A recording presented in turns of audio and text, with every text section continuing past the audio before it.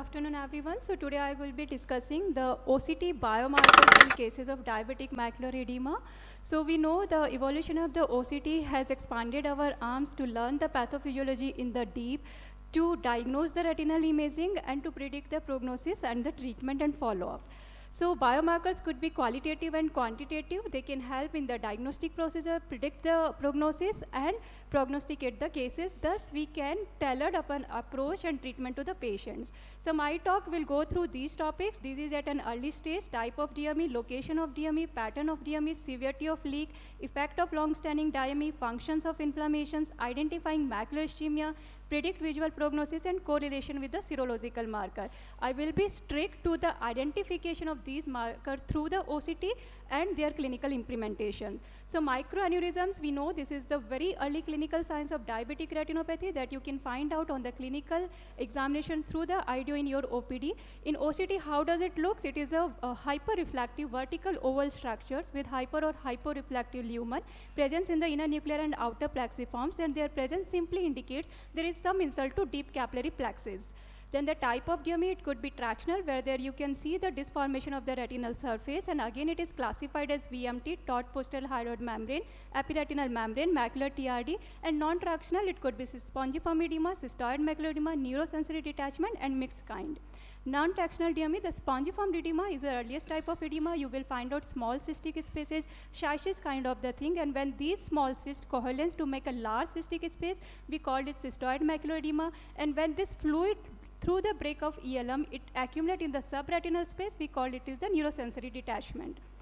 Non-tractional edema, again by the location, whether it is involving the center of the fovea, it is called as center involving DME, and your preferred choice of the treatment will be intravitreal anti-VEGF, while if their foveal dip is maintained, as you can see in the down image, and the edema is on one side of fovea, we labeled it as non-center involving diabetic macular edema, and the preferred treatment of the choice is laser photocoagulation if thickness permitted. Severity of DME, we are going to cover 4 things here. One is central macular thickness. More the thickness, more intensive treatment is needed. Combination of the DME is there. If cystoid macular edema along with the neurosensory detachment, again demands for the intensive treatment. Hard exudates, they are the hyperreflective materials. With the back shadowing, basically they are the aggregations of the lipid and protein particle due to the abnormal lipid metabolism. They could have 3 fates. Either they lead to complete resolutions, visual prognosis will be good.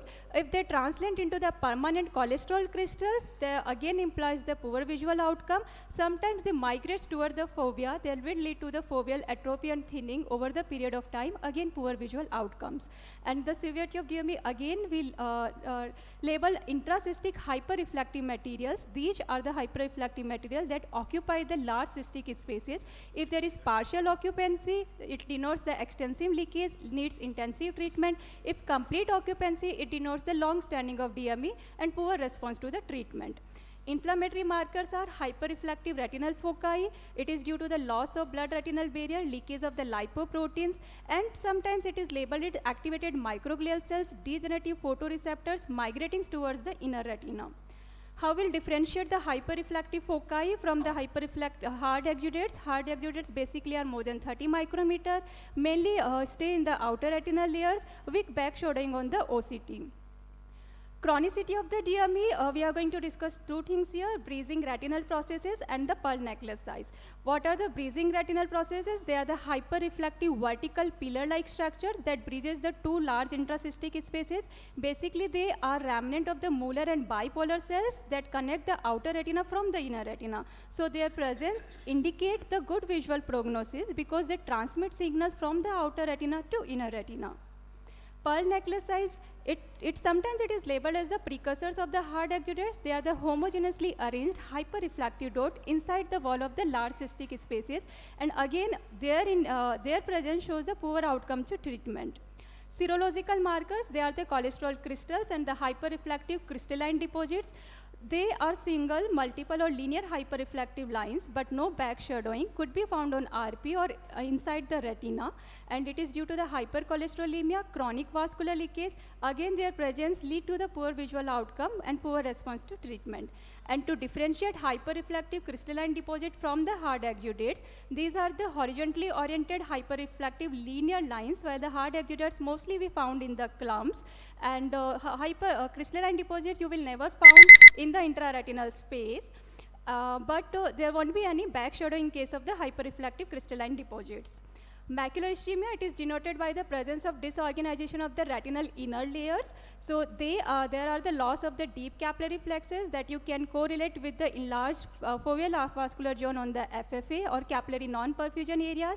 There will be loss of there is actually disorganization of the ganglion cell layers, inner nuclear, inner and outer plexiform layers. And presence of the drill over the 4 period down the lane, it implies the drop of 1 or 2 line of the visual acuity.